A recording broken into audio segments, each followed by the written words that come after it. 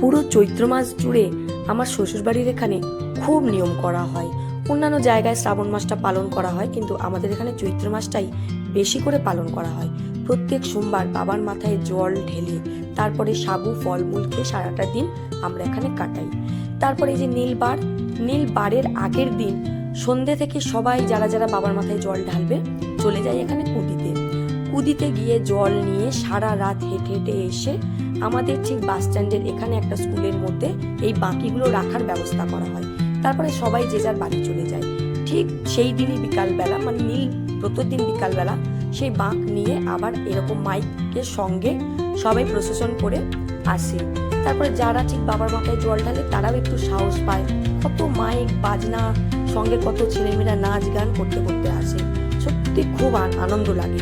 আমাদের এখানে এই চৈত্র মাসটা খুব ধুম করে আমরা পালন করে থাকি, আর এইগুলো দেখতে বছরে একবার সত্যি বেশ মজা লাগে।